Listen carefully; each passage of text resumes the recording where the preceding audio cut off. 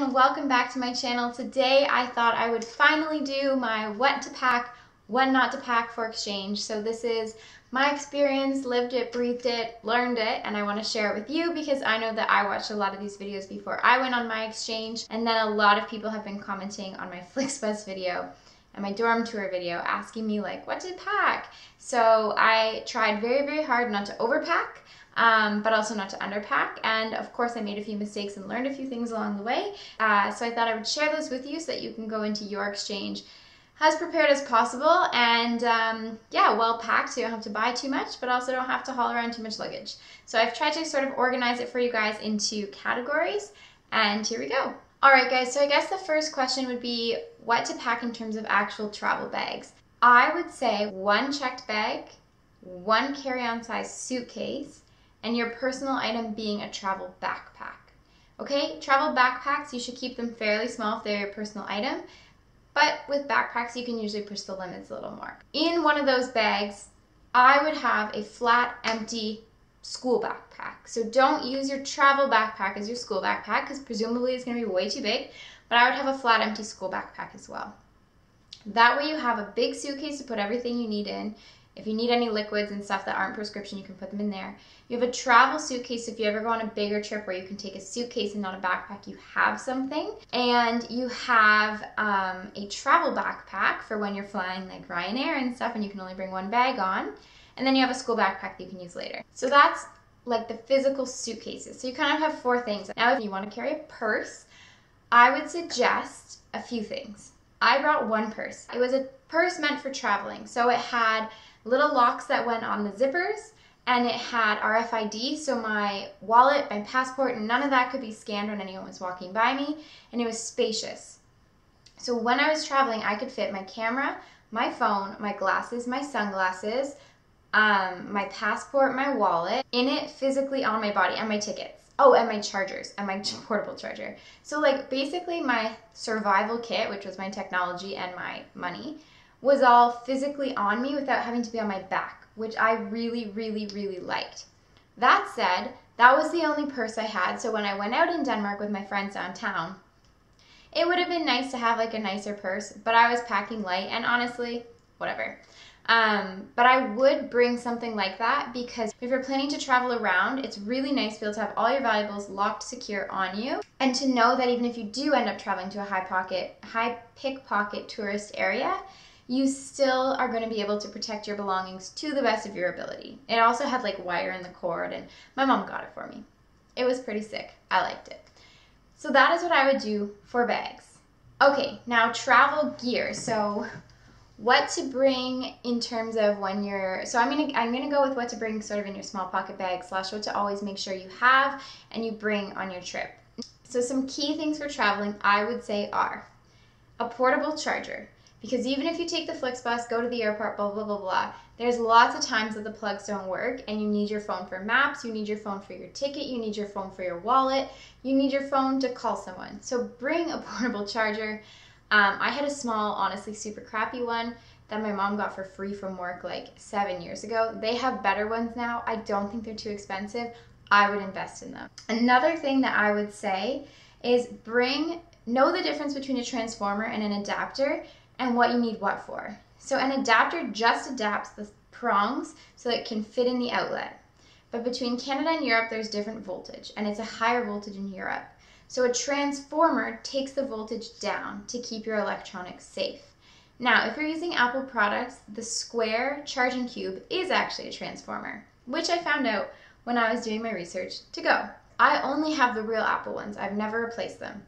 I don't think cords you buy on Amazon and stuff like that are transformers.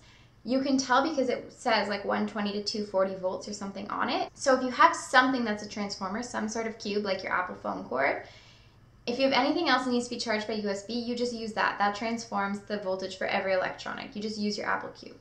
But you need adapters for the end of it because the prongs aren't the same. I would suggest, my adapters were really tiny. The Danish ones are like 2 little circles. It was awesome. But that was all I brought. When you go to Ireland, I think France, like my adapters didn't fit into the wall. It was fine because I was traveling with other people, but you want to be self-sufficient always. I would probably bring at least one that is a universal, so it has all those random prong thingies. They're massive. I wouldn't bring that in your purse, but I would have one that's like your big kind of, you can travel wherever,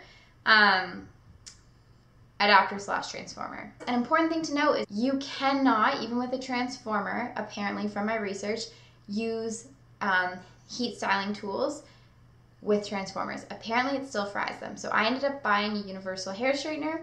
Probably sounds kind of lame, but it was something I knew I was going to use a lot. And I did, and I can use it here at home too. And that was just something I chose to invest in. You obviously don't have to, but just so you know, your heat styling tools, you have to check, because from everything I've read and heard, transformers will still wreck your tools. And then I brought a couple pairs of headphones, because we all know how easy headphones are to lose, and had those in my bag as well as always a pen and some paper, just for generally traveling. Okay, I'm gonna go into shoes for a second. I made a whole video on shoes, so I'm not gonna repeat myself. I'm just gonna say, try to bring as few shoes as possible, because you never wear as many as you think. And you probably aren't gonna go to as many like different types of events as you think. The biggest thing I wanted to say is, if you're like me, you might want to bring a pair of shower shoes, because I just brought a tiny pair of flip-flops. They're super easy to stick in everywhere, but I do not like showering in bare feet. I was in so many random hostels. I brought a pair of flip-flops, and I was so thankful. Okay, other things that I was super glad I brought. I brought a package of baby wipes. Now, I checked 2 suitcases, which I regretted, but I had a little more space than I would suggest that you have. So I brought a package of baby wipes. I was really happy for that, because I just feel like you can use them for everything. The other thing I would say is, I always packed, and just in general for traveling, extra underwear and some extra socks, because it's good to have for the first few days when you haven't figured out your laundry. Give yourself a little buffer and disperse it, you know, in your bag, so if something goes missing, like, you have underwear in every bag. So with that in mind, I would also pack travel shampoo bottles, just travel size, so when you first get there and you land and you desperately want to shower, you don't have to grocery shop first. And then later in life, when you're traveling around, you can just put stuff in those mini guys and bring it, because you're not going to be checking bags. If you travel, for example, Ryanair, you're not going to have a checked bag to then put your massive shampoos in to go on your 5-day trip to Paris, whatever. So bring travel size, because then you can put it in your liquids bag. I would also bring liquids bags from Canada, because they're bigger and they let mine through every time. So bring a couple extra, or wherever you're from, and then just use whichever one's bigger. Okay, some other sort of random things, random advice. Bring a water bottle. I brought one that was $7.50, so I have a Nalgene, which is a liter. That's what I use when I work up north. That's what I use when I'm outside all the time on the waterfront. But I felt like it would be too big to have only a liter water bottle all the time, and I was correct, because some days you're just going to class. So I brought a $7.50 Nathan water bottle, and it was the perfect amount, because I like to drink water. It's super healthy. I would encourage it. But also, when I needed to drink a lot of water on like a hiking trip or something, it wasn't just immediately empty. Another thing I brought was a travel mug. This is pretty easy to pack. So this is my travel mug. This is the brand Mana, and these are easy to pack because you can stuff stuff in them. And this is really nice for going to class in the morning, and also just for drinking at home. I didn't travel with it to different countries, but I took it to class and stuff every day. So if you're going to school and stuff and you can fit something like this in your carry-on, it's something that I enjoyed. Towels. I brought 2 small pack towels. I would for sure bring 1. If you're living somewhere for a full 4 months, perhaps you're going to invest in like a full-size one when you get there for cheap and just leave it for the next person. I also brought a couple of face cloths. I had a pack towel material face cloth. Those ones have the snap loop on the end, so you can snap them over something to hang them. Okay, a couple final pieces of advice. This is kind of common knowledge, but always put your medication in your carry-on. You're allowed to. I brought all my contact boxes that I needed in my carry-on. And then a couple other things I wrote down. These are just things that I thought of while I was there. I really wish that I had brought a proper hoodie. I mean, like a sweater that you pull over your head that has a hood that you can put up and like be loungy in. No one in Denmark wears those ever, and to be honest, I don't wear them out of the house really ever in Canada either. But I didn't really have like a proper one, and for after a shower in my house in Denmark, I wished I had one. I also wish that I had had more comfy like around the house pants. I don't know. It's specific, but that's how I felt. I was really glad that I had taken out my dress pants, because I didn't end up needing like dress pants or anything like that. And had I mean, you can shop while you're there. I would also bring a pair of tweezers and a little container for ticks. That's something that I brought and I ended up needing. So I would do that. Band-Aids, a couple. Overall advice is, yeah, just bring yourself a little stash of stuff, like a little pack of tissues or a couple packs in your carry-on for later too. Some shampoo and conditioner, some female hygiene supplies if you need those when you're gonna land, some extra underwear, so you give yourself a buffer so you don't have to shop immediately. The other thing is just be realistic when you're packing. If it's something you don't usually wear at home, you probably won't wear it abroad. Pack yourself enough basics and don't like overload on the niche event things, because if you end up needing something for a niche event, you're gonna make friends you can borrow from. There's gonna be stores where you're going probably. And bring like 1 or 2 sort of nicer shirts for going out and like rewear them, swap with friends, that kind of thing. But make sure you bring yourself enough basics that suit your travel needs. You really know what you're trying to get out of your traveling. I wanted to go to a bunch of different countries. I really wanted to do outdoor things. I wanted a lot of them to be hiking and that kind of thing, so I had to kind of pack for school and also for that. One final thing, I'm just trying to think, is I didn't bring a ton of jewelry. I just brought the basic things I always wore. It's just less things to worry about, less valuables to keep track of.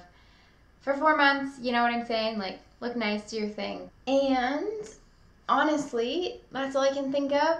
I brought some journals and a planner to write stuff down.